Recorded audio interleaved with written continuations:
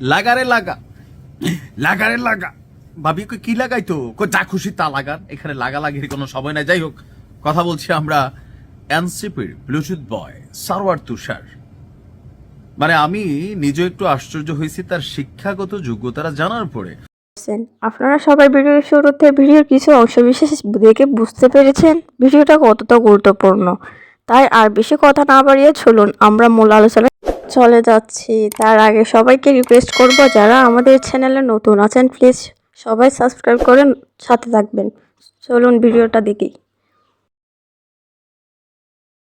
লাগারে লাগা, লাগারে লাগা। ভাবি কই কি লাগাইতো? কই যা খুশি তা লাগান, এখানে লাগালাগির কোনো সময় নাই। যাই হোক, কথা বলছি আমরা এনসিপির ব্লুটুথ বয় সারওয়ার তুষার। মানে আমি নিজে একটু আশ্চর্য হয়েছি তার শিক্ষাগত যোগ্যতারা জানার পরে। মানে আমার কাছে মনে হয়েছে যে বাংলাদেশের টেলিভিশন টক শোতে অথবা এনসিপির বিভিন্ন জায়গায় মুখপাত্র হিসাবে তুষার যে কোন লেভেলের চাপাবাজ ভাই, আমার কাছে মনে হয়েছে চাপাবাজ। এই কারণে বললাম, এত অল্প শিক্ষাগত যোগ্যতা দিয়ে এভাবে টেলিভিশন টক শো দাপিয়ে বেড়ানো, তারপর নীলা ইসরাফিলের মতন একজন মেয়েকে প্রস্তাব দেওয়া, এই সকল কিছুর পেছনে একটাই আছে, কি? মুখ চাপা। তবে ছেলেটা যথেষ্ট ট্যালেন্টেড, মাল্টি ট্যালেন্টেড, এই কথা বোঝার আর কারো বাকি নেই। কথা বলছি তুষারের আয়ের উৎস নিয়া। তুষারের আসলে পেশা কি? মানে এনসিপির অনেক পোলাপেন আছে, আপনি দেখছেন হান্নান মাসুদের সম্পদ তার বাপের চেয়ে 18 গুণ বেশি। 3 দিন আগে এরকম হ্যাংলা পাতলা একটা ছেলে ছিল, হ্যাঁ, কান্নাকাটি করতো। আজকে তার সম্পদ তার বাবার চেয়ে 18 গুণ বেশি। পেশাটা কি? ইদানিং এই নির্বাচনী হলফনামা আসার পরে প্রশিক্ষক, শিক্ষক, পরামর্শক এই পেশার ছড়াছড়ি হয়ে গেছে। কেউ আবার লেখকও, লেখে কোথায়, পরে কারা? দর্শক, কথা বলছি জাতীয় নাগরিক পার্টির যুগ্ম আহ্বায়ক সারওয়ার তুষারের শিক্ষাগত যোগ্যতা এইচএসসি পাস, পেশায় লেখক, বছরে আয় করেন 3,40,000 টাকা। এখন মাসিক আয় খুব বেশি না, 3,40,000 হইলে মাসে ধরেন কত, 30-35,000 টাকা আর্নিং আছে। এখন এই যে 30-35,000 টাকা আর্নিং করেন, তিনি দেখিয়েছেন তিনি লেখক। আসলে কি গণমাধ্যমে লেখে নাকি ইন্টারন্যাশনাল আর্টিকেল লিখে? এখন গুগল, ফেসবুক, ইউটিউবের মাধ্যমে বিভিন্ন জায়গায় লেখা যায়, তবে তিনি লেখক হিসাবে লিখেছেন। বাড়ি গাড়ি স্থাবর অস্থাবর কোনো সম্পত্তি নেই, এটা তার সাথে যায়। আসন্ন জাতীয় সংসদ নির্বাচনে দেওয়া হলফনামা থেকে জানা গেছে তার মনোনয়নপত্র বৈধ।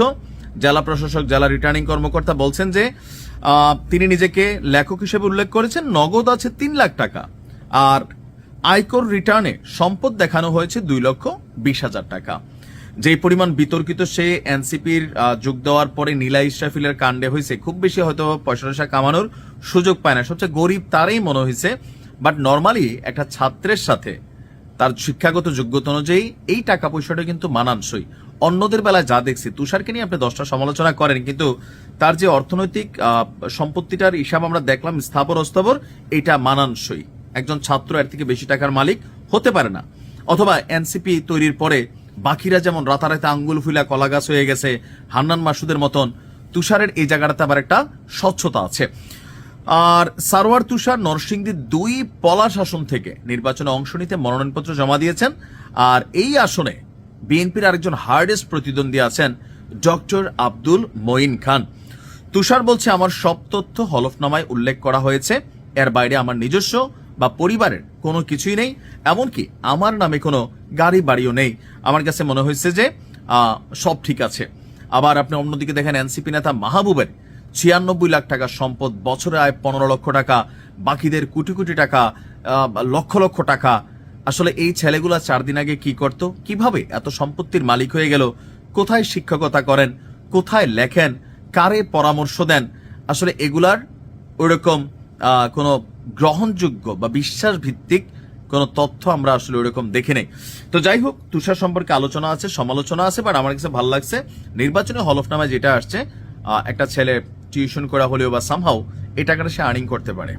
তবে আমি একটু আশ্চর্য হয়েছি যে জায়গায় তার শিক্ষাগত যোগ্যতা দেখা আমার চোখ কপালে উঠে গেছে। আমি ভাবছি মিনিমাম ঢাবি অথবা জগন্নাথ ইউনিভার্সিটি সেই লেভেলের কোথাও কোনো ছাত্র, কথা অনেক সুন্দরভাবে গুছিয়ে বলে, জ্ঞান আছে, বোঝাই যায়, অনেক পাণ্ডিত্য আছে।